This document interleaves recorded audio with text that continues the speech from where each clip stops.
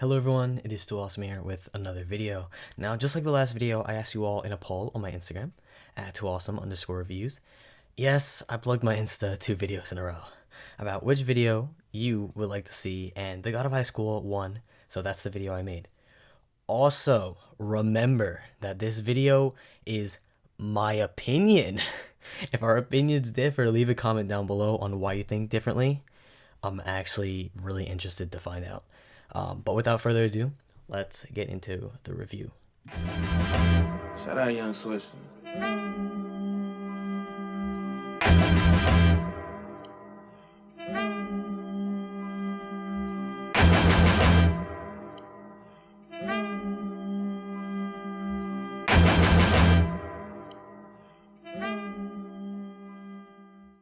Now, I would be lying if I said I didn't have high expectations going into this show.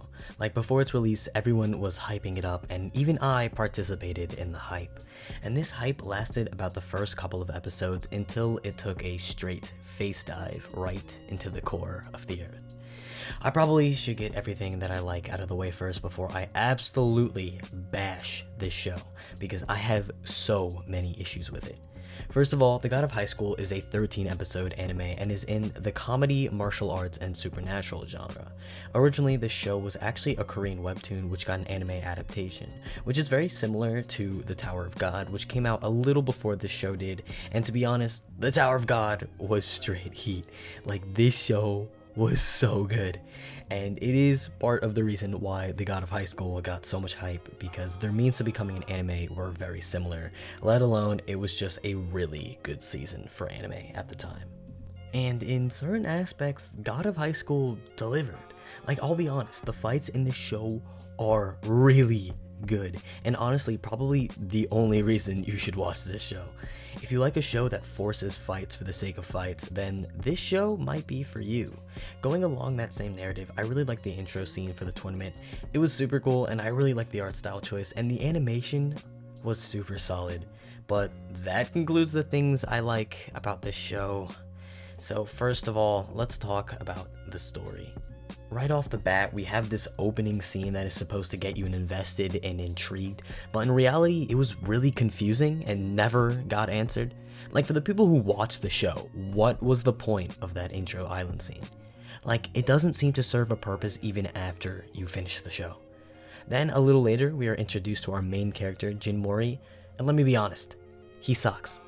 He is so boring and has no goals until halfway through the show, and even then I really couldn't care less. Like, Jin Mori is the most stereotypical copy and paste main character an anime could have.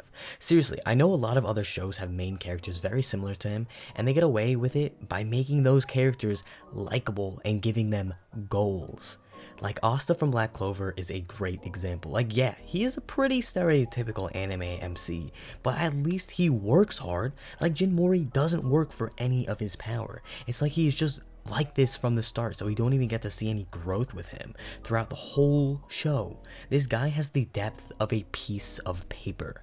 I swear, if you switch them, not much would change. And once we meet Jin Mori, we find out about the God of Highschool tournament, where if you win, you get... I don't really remember. I think they just grant your wish or something. I don't really know. But basically, Jin Mori wants to participate in this tournament to literally fight for the sake of fighting and get stronger. Get stronger for what?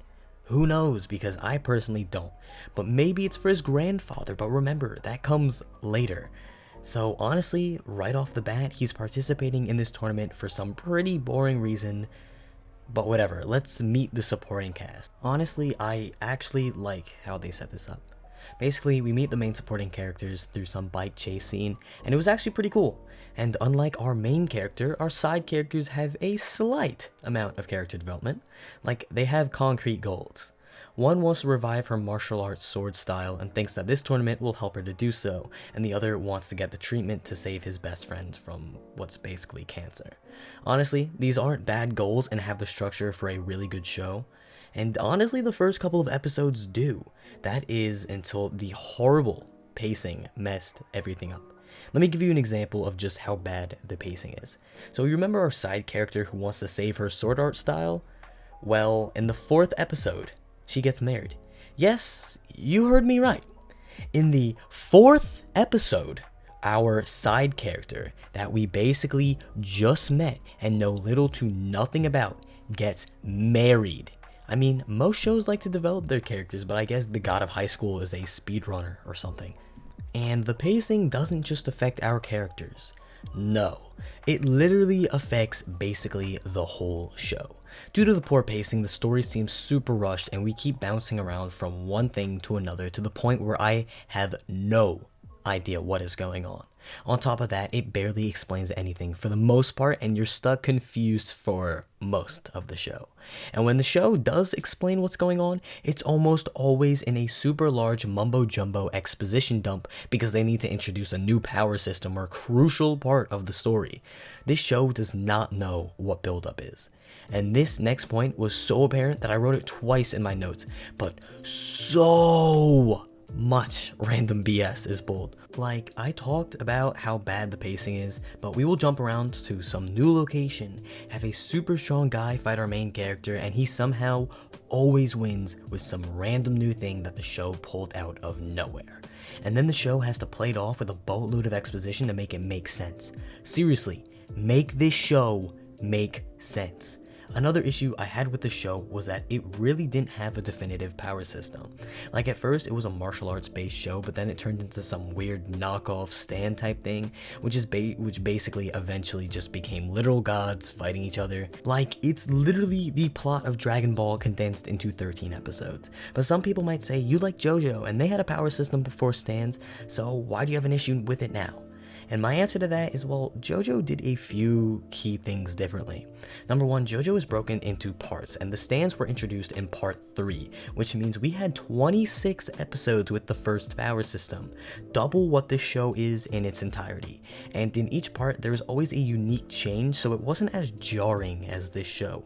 Let me remind you that this show is 13 episodes long. That really isn't enough time to develop a whole new power system. And number two, JoJo elaborated on stands and stayed consistent with them. Not to say God of Highschool didn't, but not even a few episodes later, these stands were rendered basically useless with the inclusion of these godlike beings, which basically ruined any type of power scaling the show had to begin with. Like I said, the show started out as a martial arts type of show, and the power scaling was relatively low and felt more grounded and personal. And with the inclusion of the karaoke, yes, that's the official name of the stand-like power, sorry if I butchered the pronunciation though, but they did raise the bar again, which was pretty acceptable at the time and honestly just felt like the next level to the existing power system, even if it felt a little rushed. But that really doesn't matter because every time the bar got pushed up, our main character just went with it. Seriously, our main character has the power to match his opponent's strength no matter what. Seriously, it doesn't matter who he was put up against, he always found a way to beat them. Like, you can't raise the bar and just have our MC go with it. That eliminates any reason for them to train or work harder. And when I mean he can beat anyone, I mean anyone. Even literal gods.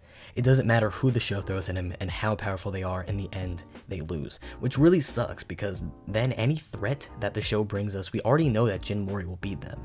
Which just makes the show seem monotonous in the end because he always gets some power up that means absolutely nothing. Actually, a lot of the characters get power ups that mean literally nothing in the end. This ties into the power scaling as well, but they just end up getting way too powerful way too quickly. And I'm not even going to mention the phoned in power of friendship boost that he got in the finale because that alone is enough to deter me from the show almost entirely. That along with the confusing and convoluted storyline is enough to leave a sour taste in my mouth. The story hops around from being about a tournament to fighting some evil organization to gods clashing with no care to explain any of it and basically turning a blind eye to any character development. And it's a shame because they had a really good setup at the end of the season, but I really don't care because of how poor the first season was handled. And this show has so many things I hate in anime, if it's from the flimsy copy-paste MC, random power-ups, power of friendship boosts, exposition dumps, and just so much more.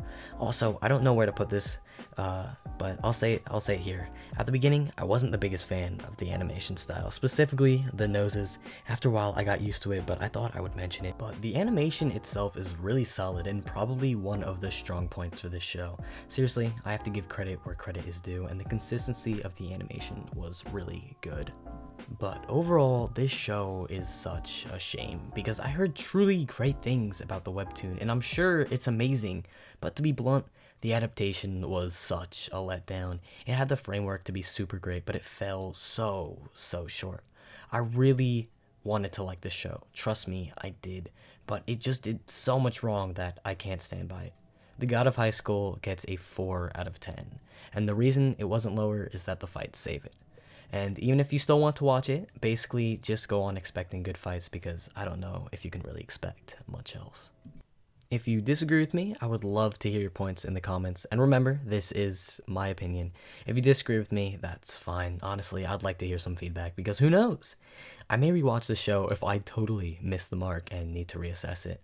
But that's all for today. Hopefully, you all aren't too mad. But as always, stay awesome, TooAwesome. Thanks for watching.